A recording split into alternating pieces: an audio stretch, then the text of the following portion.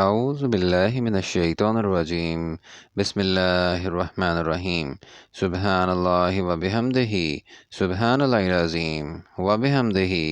استغفر اللہ اللہ لطیف بعبادہ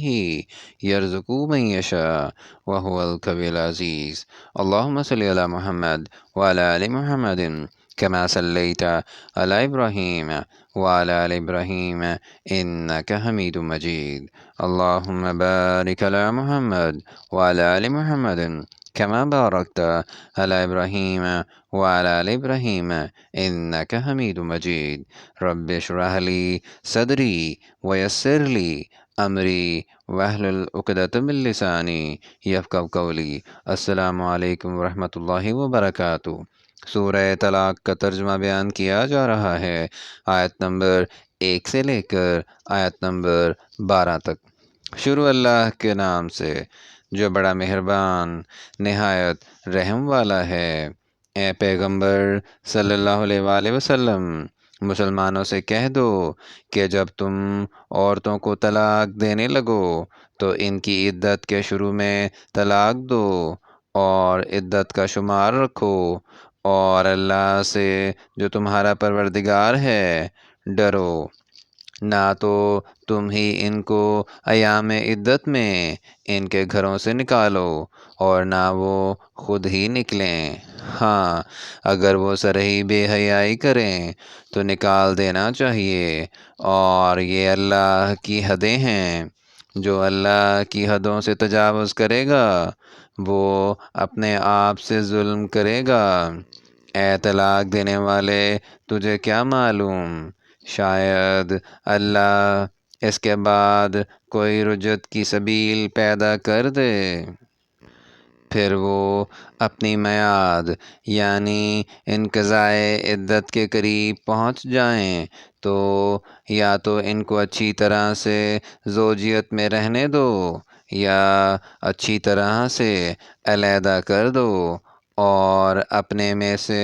2 منصف مردوں کو گواہ کر لو، اور گواہو اللہ کے لیے درست گواہی دینا۔ ان باتوں سے اس شخص کو نصیحت کی جاتی ہے جو اللہ پر اور روز آخرت پر ایمان رکھتا ہے، اور جو کوئی اللہ سے ڈرے گا وہ اس کے لیے رنج و محن سے مخلصی کی صورت پیدا کر دے گا، اور اس کو ایسی جگہ سے رزق دے گا جہاں سے وہم و گمان بھی نہ ہو، اور جو اللہ پر بھروسہ رکھے گا تو وہ اس کو کفایت کرے گا۔ اللہ اپنے کام کو جو وہ کرنا چاہتا ہے پورا کر دیتا ہے۔ اللہ نے ہر چیز کا اندازہ مقرر کر رکھا ہے، اور تمہاری متعلقہ عورتیں جو حیض سے نا امید ہو چکی ہوں، اگر تم کو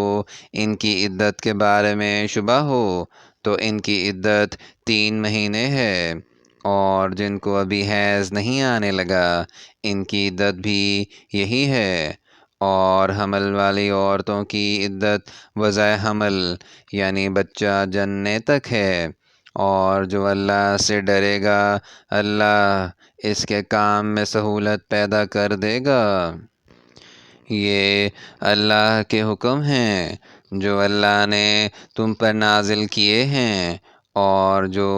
اللہ سے ڈرے گا وہ اس سے اس کے گناہ دور کر دے گا اور اسے اجر عظیم بخشے گا۔ متعلقہ عورتوں کو ایام عدت میں اپنے مقدور کے مطابق وہیں رکھو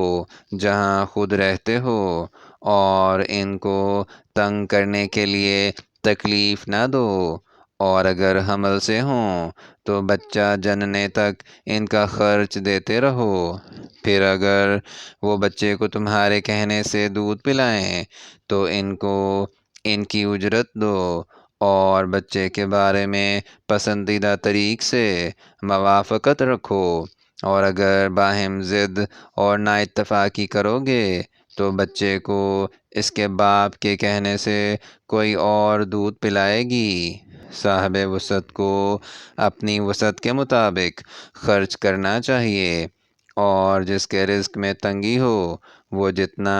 اللہ نے اس کو دیا ہے اس کے موافق خرچ کرے۔ اللہ کسی کو تکلیف نہیں دیتا مگر اسی کے مطابق جو اس کو دیا ہے، اور اللہ ان قریب تنگی کے بعد کشائش بخشے گا۔ اور بہت سی بستیوں کے رہنے والوں نے اپنے پروردگار اور اس کے پیغمبروں کے احکام کی سرکشی کی، تو ہم نے ان کو سخت حساب میں پکڑ لیا اور ان پر ایسا عذاب نازل کیا جو نہ دیکھا تھا نہ سنا۔ سو انہوں نے اپنے کاموں کی سزا کا مزہ چکھ لیا، اور ان کا انجام نقصان ہی تو تھا۔ اللہ نے ان کے لیے سخت عذاب تیار کر رکھا ہے، تو اے ارباب دانش جو ایمان لائے ہو، اللہ سے ڈرو۔ اللہ نے تمہارے پاس نصیحت کی کتاب بھیجی ہے اور اپنے پیغمبر بھی بھیجے ہیں جو تمہارے سامنے اللہ کی واضح المطالب آیتیں پڑھتے ہیں، تاکہ جو لوگ ایمان لائے اور عمل نیک کرتے رہے ان کو اندھیرے سے نکال کر روشنی میں لے آئیں،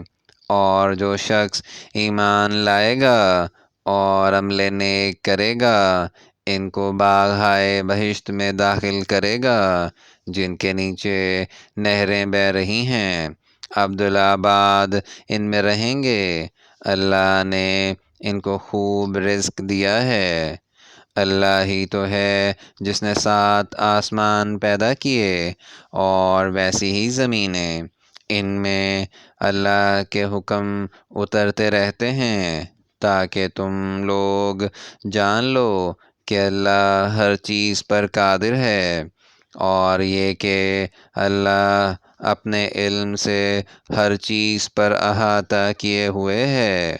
یہاں تک سورہ طلاق کا ترجمہ آیت نمبر 12 تک بیان کر دیا گیا ہے۔ اگر اس میں کوئی غلطی ہو جائے تو ہم اللہ تعالیٰ سے معافی چاہتے ہیں، اور دعا ہے کہ اللہ تعالیٰ ہماری ہدایت فرمائے۔ آمین یا رب العالمین۔